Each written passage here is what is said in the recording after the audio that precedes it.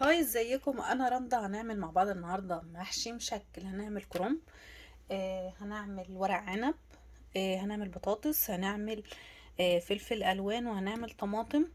ودي الخضره شبت وكزبره غسلتها وسايباها تتصفى. طبعا هنا انا هفرم هنا دلوقتي طماطم، بصلتين.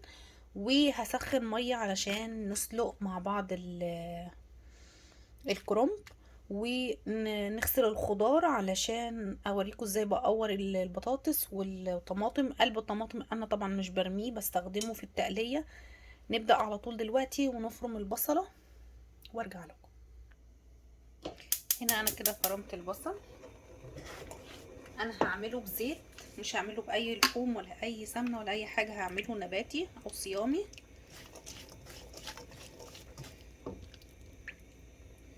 احط حبة زيت حلوين عشان يطلع الرز جوه مفلفل. انا ليه عملت بصلتين؟ البصلتين صغيرين مش كبار. هسيبهم يتحمروا. نيجي للخضار نغسله ونقطعه. هنا هننضف الفلفل. انا بعمله كده. انا مش بحتاج الدماغ بتاعه الفلفل، برميها. مش محتاجها. لو انت عايزاها تخليها تغطي بيها. بس اصلا الفلفل صغير. ده بيجي كيس مع بعضه كده مشكل من كاسكو او من اي سوبر ماركت. بصوا اهو.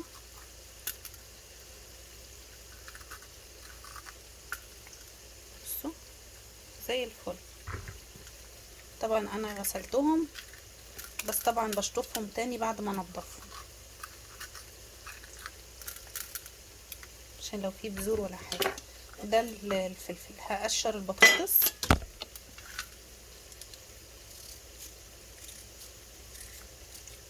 على ما التسبيكه او البصله تحمر اكون نضفت الخضار وقطعته، وتكون الخلطه جهزت معايا. واسلق الكرنب على طول. تلاقيني خلصت بسرعه. نقشر البطاطس كده.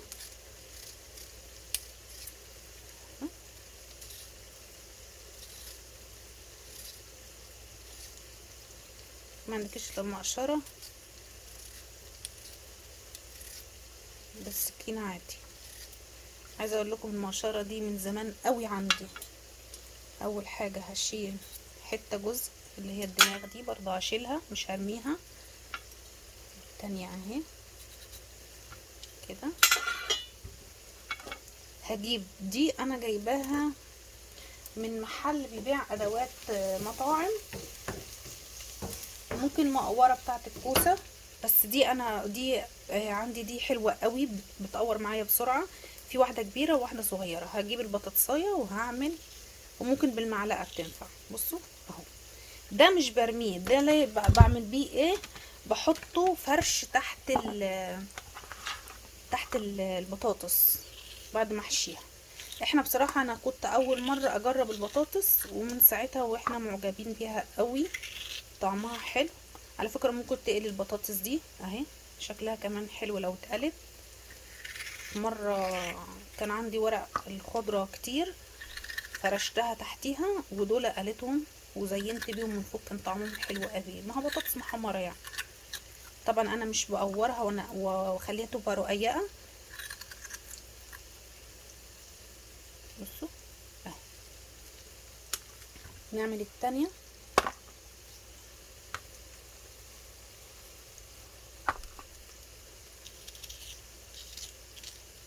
بالشكل ده كده. هتلاقي الحاجة خلصت معاكي بكل سهولة وانتي واقفة.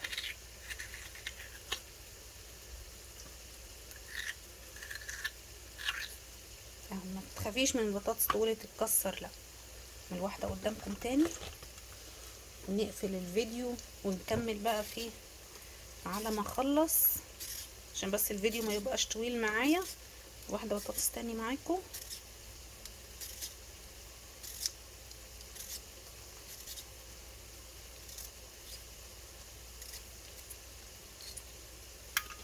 نقطع حتة من الراس كده ونشيلها، مش هرميها.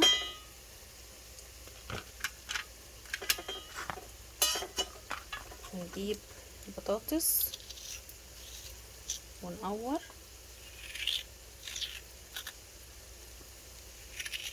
كنت بخاف على فكرة انا من تقوير البطاطس، بس قلت ازاي هتتكسر مني الباذنجان، ليه جلدة، لو دوست فيها الجلدة تروح وتيجي، لكن البطاطس بتبقى مقرمشة يعني زي الكوسة كده.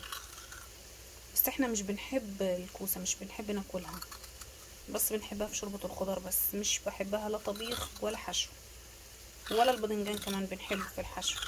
فطبعا اي حاجة انت بتعمليها بتكوني حابة. بصوا حاجة كده زي وده طعمه زي العسل. بس هقفل دلوقتي، هكمل بقى الحاجة، اوريكم الطماطم اهي.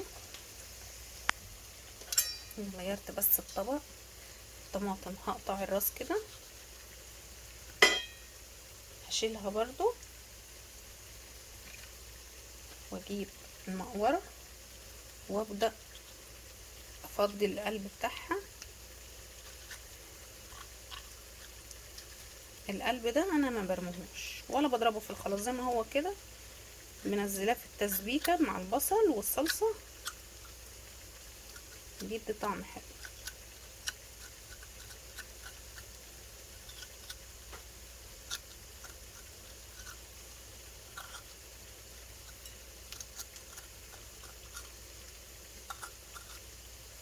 بس انت بتنزل الضلوع اللي هي بتبقى من الطماطم، يعتبر فاضية مجرد ما بتفضيها بس كده.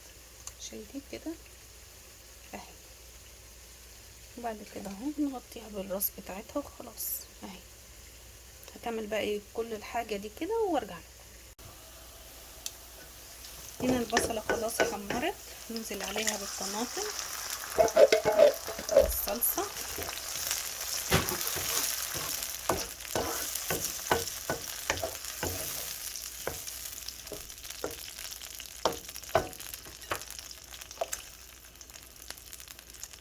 هنا هسيبها تتسبك براحتها بقى، لازم تتسبك كويس. هحط لها من خلطة الملح، مش هحط اي حاجة تانية عشان انا عايزة احس بكل طعم صنف من المحشي مع نفسه كده. هسيبه دلوقتي يتسبك زي ما قلت لكم. طبعا انا سلقت ورق الكرنب خلاص اهو.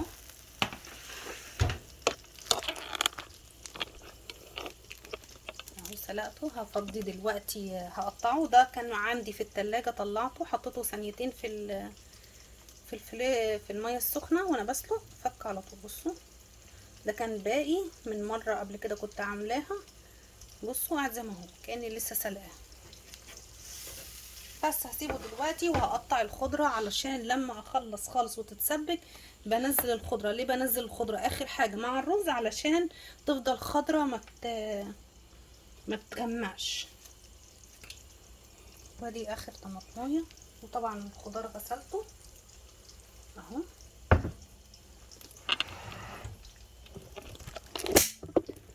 اهو زي ما انتم شايفين.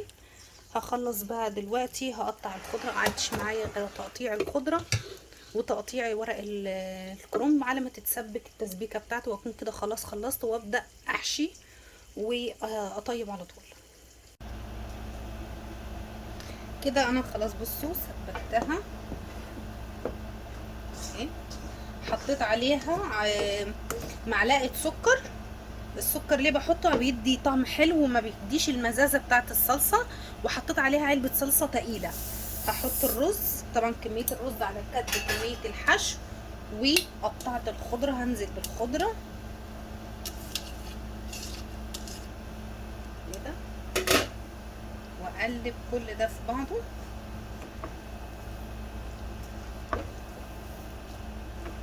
هقلبهم عشان الفيديو كده طول معايا قوي، ومحدش يقول لي ليه، ما احنا عارفين هيتقلب ازاي.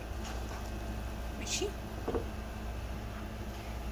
هنا نبدأ نحشي. هوريكم بحشي ازاي. بجيب الطماطمايه، اظن اكتر حاجة سهلة في سوق القلب بتاع الطماطم اهو. بدوس عليه كده، لو حسيته ايه لسه ما عملش يعني، لان انا مش ضرباه في الخلاط. هاخد كده واحشي مكبس، لان الرز ده بينفش، ده اسمه ده اللي انا بستخدمه رز المطبخ. بصوا 3/4 الطماطمايه، واقفلها اهو. اجيب واحده تاني نفس النظام، مش بكبس الطماطم 3/4 علشان تاخد سواها مظبوط وما تبقاش معايا معجنه او تطرشق مني من كتر الرز اللي فيها. واهم حاجه انضفها من بره اهو. ماشي، ادي الطماطم. نجيب البطاطس نفضيها بس من الميه اللي فيها، ان انا ايه حطها في ميه. هعمل كده نفس النظام 3/4 اهو.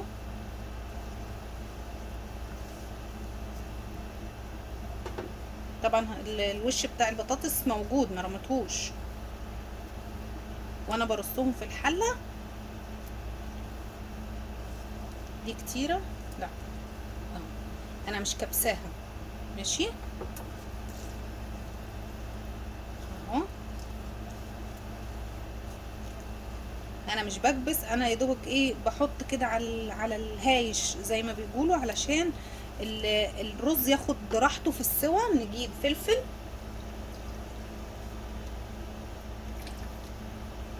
اسهل حشو الحاجات اللي هي المجوفه، اللي زي الباذنجان، الكوسه، الفلفل، الحاجات دي. ليه؟ لان مش هتقعدي تلفي اهو. الفلفل ده في الحشو طعمه حلو جدا جدا جدا. بيجي كيس بيجي فيه 3 الوان، اصفر وبرتقاني واحمر. السعر كام بقى؟ ما انا مش فاكره، لان انا طبعا بروح اجيب طلبات الاسبوع كله، فمش بركز في السعر. بس هو رخيص مش غالي، في كاسكو رخيص، لكن لو هتشتريه من سوبر ماركت عادي هتلاقيه اغلى شويه. عامه يعني اي حاجه في السوبر ماركت العادي بتكون اغلى من سعر الجمله، لان الكاسكو ده يعتبر زي هايبر في مصر سعر الجمله. بس كده. نيجي بقى ايه، نجيب ورق عنب. اهم حاجة نشيل الحتة دي كده، ونجيب الورقة الناعمة هنحطها على ايدنا، يعني الورقة الناعمة على ايدي اهو، وافردها كده واحط. في ناس بتحشي بالمقلوب وفي ناس بتحشي بالمعدول. انا بحشيها بالمعدول، من قدام لورا، مش لورا لقدام. هلم الورقة كده، وفي ناس بتحطها على ترابيزه او حاجه وتلف. بصوا اهو. نعمل واحد تاني، سهل جدا وسريع في نفس الوقت. طالما ايدك واخده فيه، انا بطيئه علشان بشرح وبتكلم في نفس الوقت. حط شويه الرز، اقفل الجنب اليمين والجنب الشمال، واجيب اللي من فوق اغطيه اقفله، واشد شويه والف، تشدي وتلف اهو. نيجي هنا الورق الكرنب اهو. ادي ورقة هقطعها نصين، احطها على ايدي، احط شوية رز والف. انا بحب اقفل ورق الكرنب من الاطراف، معرفش ليه. لو انت مش بتحبي فمش مشكلة يعني اهو.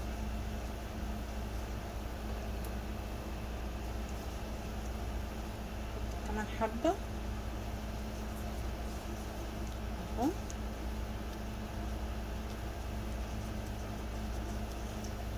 شايفين؟ هتلاقيه بسرعة عمل.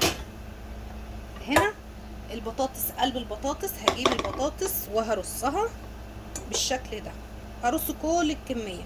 نفس النظام الفلفل، انا هنا اهو حطيت حبة بطاطس، لو عندك كام خرطة طماطم حطيها، وهجيب الفلفل وهحطه. هفضل احشي واحط ورق العنب، اي ورق مقطع او حاجه زي كده برضو هفرشه في قاع الحله وارصه. طبعا الطماطم هحط لها برضو ممكن شوية كزبرة، العروق بتاعتها، اي حاجة بتفرشيها. بصل بتقطعيه طرنشات، طماطم بتقطعيها طرنشات. المهم تحطي طبقة من تحت. ليه بتحطي طبقة من تحت؟ علشان لو نسيتيه شوية ما يتلسعش الاكل نفسه، يتلسع الطبقة اللي انت حطيتيها. الكرنب انا بحط ورق الكرنب اللي هو العرق نفسه، اللي هو بيبقى في النص، اللي هو ماسك الورقة التخين ده، بقصه بقطعه وبحطه وبفرشه في قاع الحلة. هلف كل الكمية وهقول لكم هحط. طبعا انا هحط ايه في الاخر. اخلص بس اللف وارجع لكم. طيب هنا انا كده خلاص خلصت اللف وخلصت الحشو. انا حطيت هنا صلصة، بصوا علبة صلصة. ده الشطة اللي بتيجي مع النودلز الكوري. طبعا دي حراقة قوي، انا ما حطيتش الشطة فهحطها. هحط حبة ملح،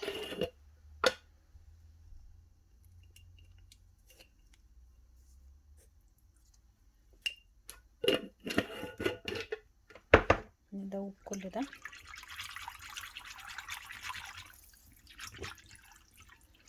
نولع بقى ايه.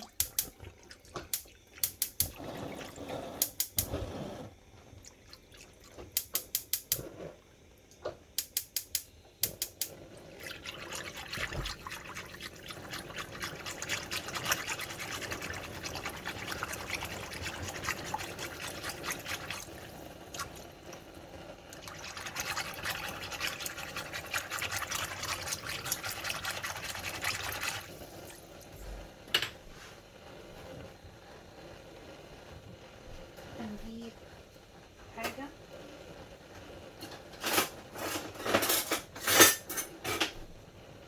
هنا كده، نبدأ نسقي.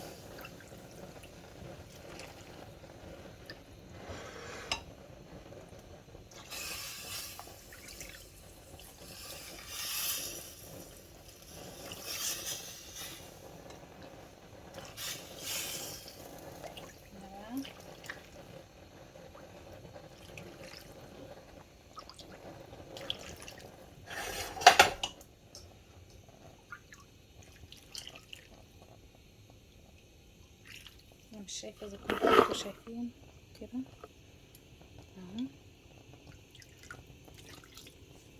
هنا بقى ده الورق العنب. انا بحط دبس الرمان اهو، هتلاقوا مكتوب عليه دبس الرمان في اي محل سوبر ماركت صيني او اسباني. هحط كده،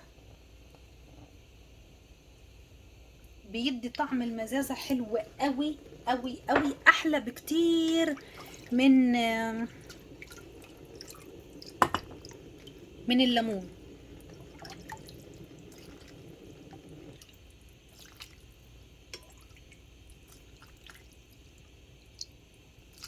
طبعا الرز ده بيشرب ميه فهغطيه كده اهو. اول ما يبدأ يغلي معايا ده الكرنب اهو،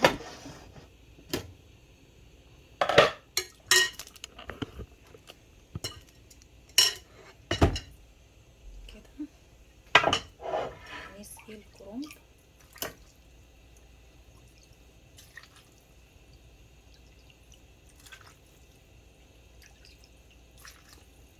انا عامله طبق ونص رز. طبق ونص الرز هياخد 3 طباق ميه، يعني عشان يعني او بمعنى بصوا زي 3 كوبايات رز هياخد 3 طباق 3 كوبايات رز هياخد 6 كوبايات ميه، لان الميه هتبقى الضعف. ليه؟ علشان الرز ده بياخد الضعف. كده هسيبه بقى ايه يغلي. احط هنا كمان شويه